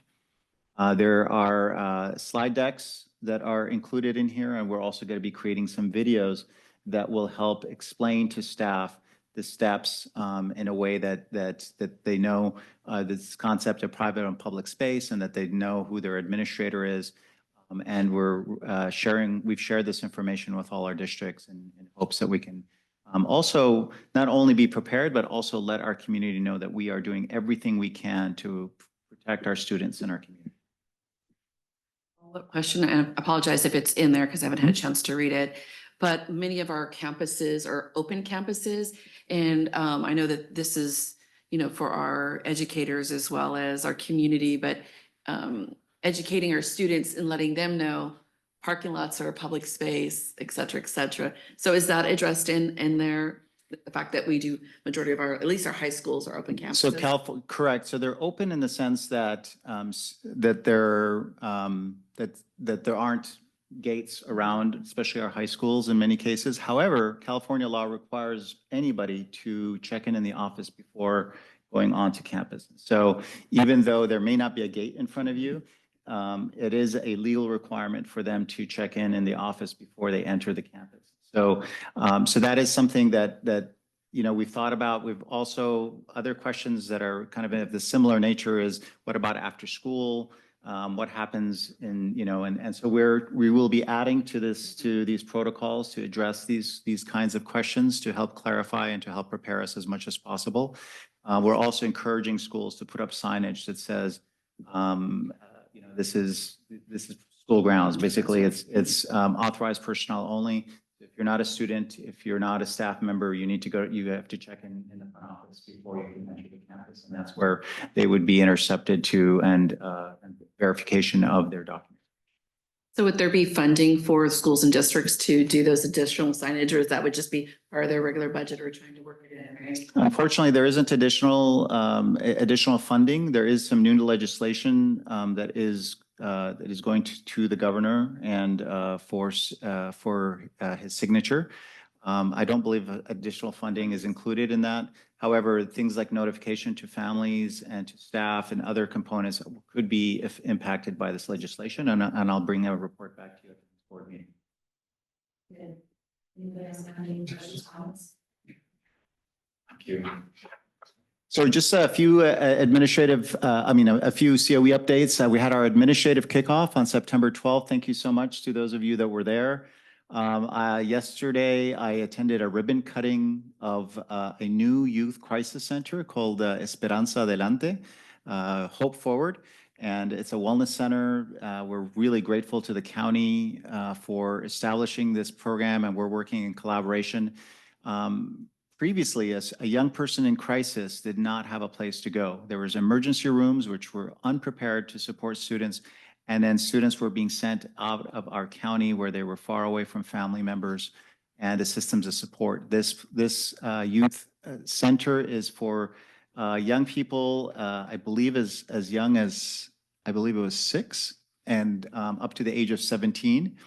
And for, they have both a kind of a crisis program for 8 young people under 24 hours, and then 16 beds for a lengthier stay for young people. This is so needed. We've talked a lot about the mental health crisis, and it's a beautiful space that's safe and inclusive, and we're so grateful that we have this resource in our community. I've also wanted to share that, I already shared that new legislation is getting signed. We'll be sharing with you an update at the next board meeting and possibly through email as well. I also wanted to share that our 2 new student trustees are going to be part of a exciting student advocacy council, which I think you've heard about before. We're inviting students, especially those who went to our trustee academy, to be a part of a countywide council to help us gather information and really advocate and take action on behalf of students, for that student voice, as you heard from our amazing trustees, to be uplifted. And so this is something new we're really excited about, and it's going to be student facilitated, and we're just really excited about this opportunity to connect with students. And I, just like the Student Trustee Academy, for me personally, it's the opportunity to work directly with students. That's part of my job. Now, one of the things related to student leadership was that we recently were interviewed by PBS because they were really interested in learning about our Youth-Led Leadership Alliance. And so they came and met with students. They met with me and I believe Andres and other staff, and really took a lot of footage. And we were recently invited to Sacramento to see a version of their video that they produced that highlighted the Youth-Led Leadership Alliance. And so I'm going to ask Nick to take over the screen and share this video with us, because I think it's maybe you could tell us a little bit more about it before you start us off, Nick. Of course. Thank you, Superintendent Sabah. And I will just share that we are having a technical difficulty with the normal way to share Zoom audio. So I think I have a workaround. We're going to run an experiment. If the audio is cooperating with us tonight, we're going to watch this incredible video. If not, we will send you all a link to screen on your own time. And it also screened regionally in the Sacramento area last night as part of the Inside California Education series on PBS KVIE, and is also available on the PBS website. So cross your fingers if you would with me, and let's see if we have some audio. Put the microphone on it. But let's try that as a workaround. I believe.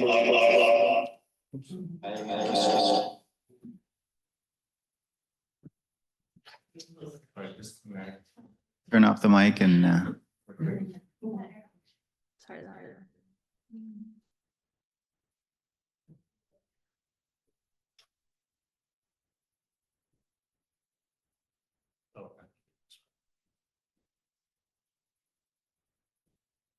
I believe is one.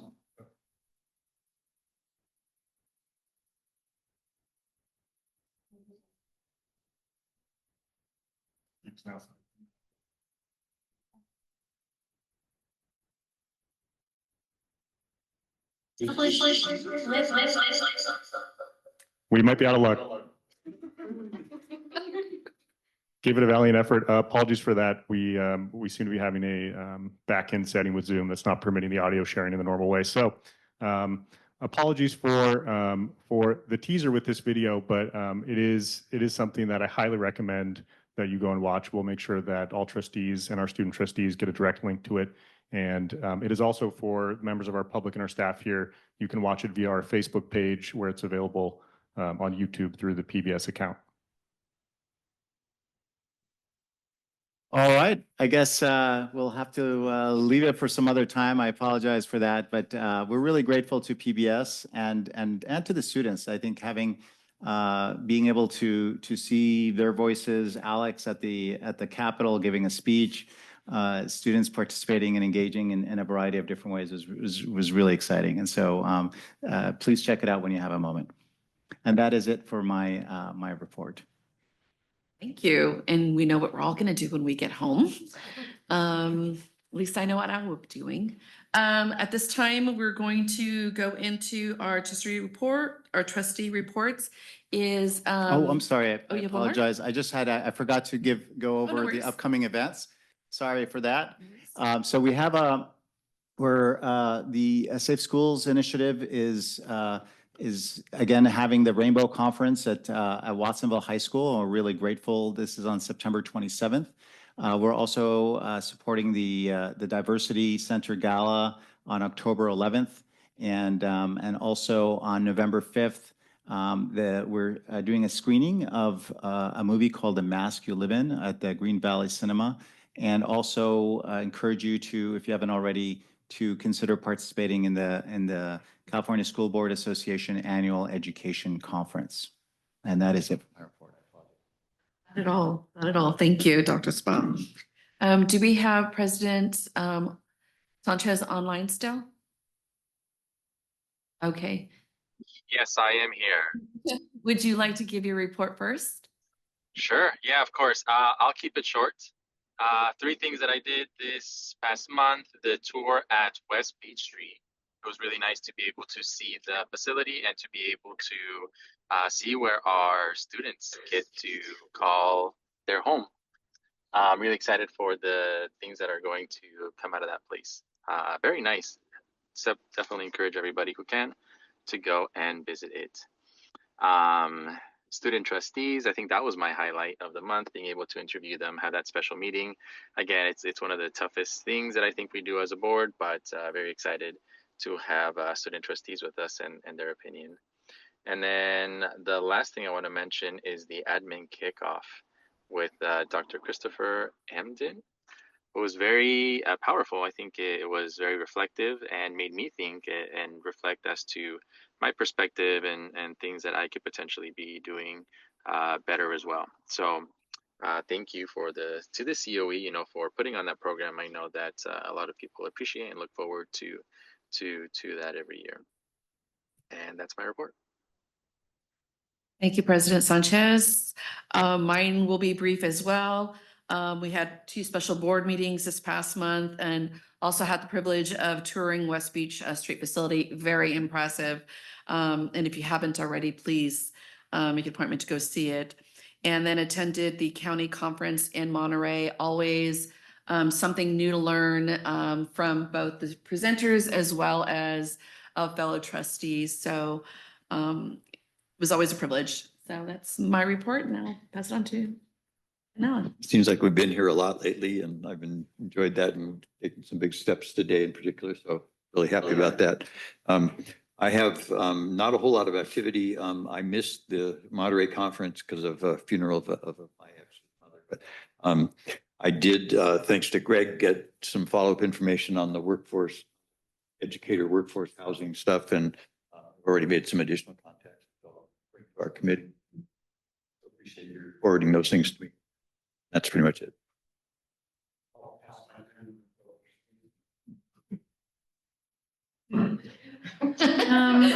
Okay, well, having 3 examples.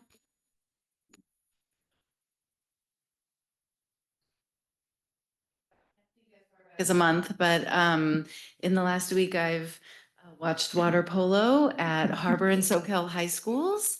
I've watched girls basketball for Shoreline. And last Saturday, I had the privilege and honor of going to the fundraising gala for the Watsonville Community Hospital Foundation. And HR1 is going to be impacting that hospital significantly. And so it was a very uplifting, positive event with wonderful speakers where they honored 2 of their physicians and a beautiful sunset on the rooftop in Watsonville. So thank you. Great jumping in. Let's see, I submitted my activities in writing, so I won't go through all of those. Did want to highlight the Labor Day that hasn't been mentioned. It was an exciting day. First, it was my first time visiting the Briante exhibition or murals on the Watsonville Garage. My son actually has a little panel. Nice to see. And then the Labor Day annual Union Picnic, followed by the Community March and Celebration, which COE co-sponsored, and Superintendent Sabah was the MC of. So that was exciting. The Monterey Conference, the county, there's two conferences. The school board's conference is in December, which is the 2,000, 3,000 people.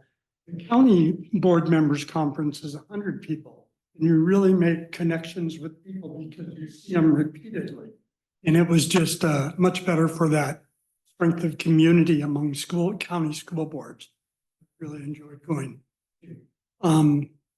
I did want to highlight that ACCBE, the Association of California County Boards of Education, which is a group just for county school boards, they're looking for a board representative. So maybe the agenda committee could place that on a future agenda to identify a board member to be in that service.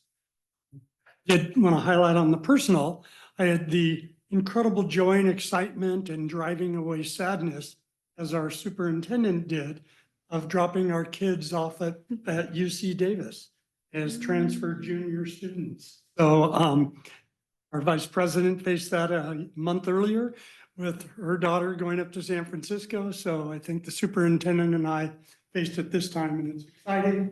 It's sad, driving away. Yes, it is. I'll stop there before I tear up. The fresh, the move in starting today.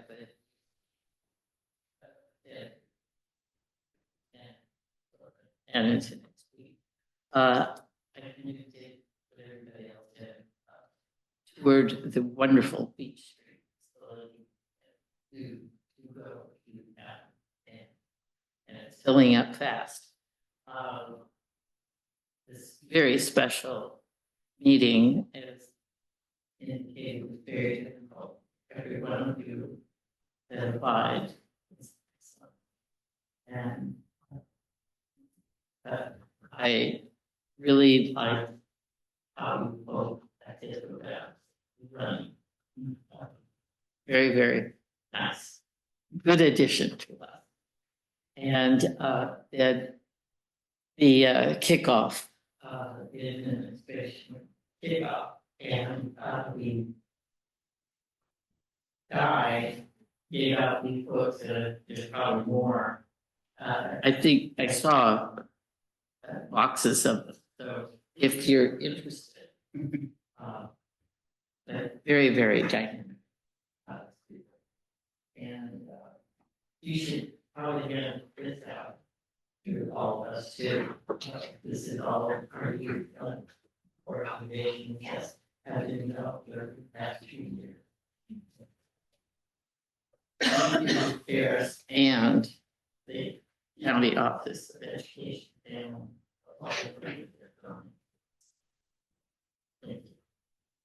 Thank you. All right. Do we have any updates from our ad hoc or standing committees? Chairs?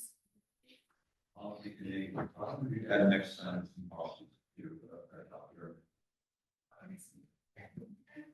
All right. All right.